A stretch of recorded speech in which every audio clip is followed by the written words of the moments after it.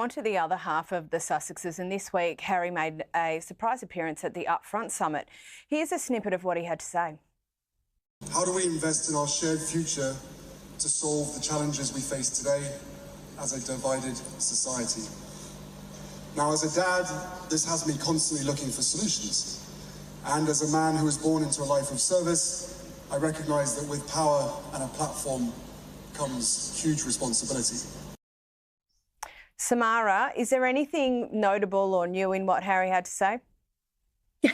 Not really, Caroline. Only if you count reheating stale talking points and making it news. Honestly, Harry's speech is another rinse and repeat of his greatest hits. Mental health, family struggles, woe is me. I mean, this all comes out fresh on the heels of bullying claims against Meghan and working with her. So it's really hard to take his faux empathy to her seriously. I mean, his comment about parenting being easier in the US, very rich, considering he previously said that he felt very isolated and unsupported without the royal staff.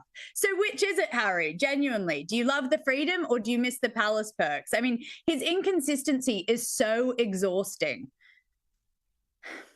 Now on to the palace side of the ledger, and Jason Naff, a former chief executive of the Prince and Princess of Wales Royal Foundation, he's recently done an interview for 60 Minutes Australia for the documentary Where There's a Will. Here's a clip. The thing I have heard from Prince William is you're going to do this in your own way.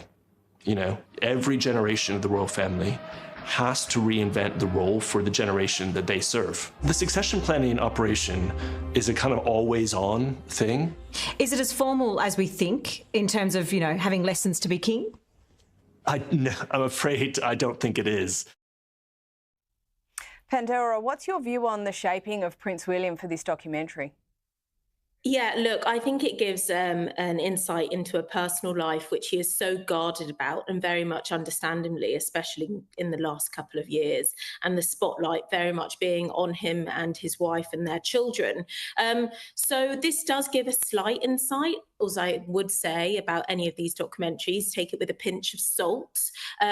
But this documentary in itself, with the interviews that they have been given access to, I think will show perhaps a slightly different, more emotive side of Prince William, which we don't see a lot, even when he's going to events which perhaps for me and you and for other viewers would perhaps make them slightly emotional. He always doesn't want to make it about him. That's his whole thing. And I think that's what he gets so right. The Wales' family just get right. It's not about you. It's actually about the events that you're going to. Yes, there are lots of interest surrounding your family, but it's actually about the cause you're shining a light on. So it is nice to hear about it. We hear some lovely stories about the Princess Charlotte baby news and how there was a note on the floor giving away sort of like her name, her weight when she was born, and then actually he hadn't even told his family himself, so they had to then push that back, and this note was never found. So there's some really sweet little stories within it, and of course it does also speak about Catherine's diagnosis as well.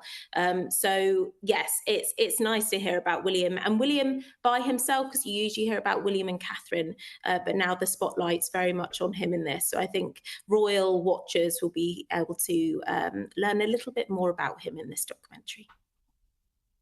I think they will, and obviously with him being the heir to the throne, people will be interested. He's refining a lot of the skills that he's seeing his father as king display.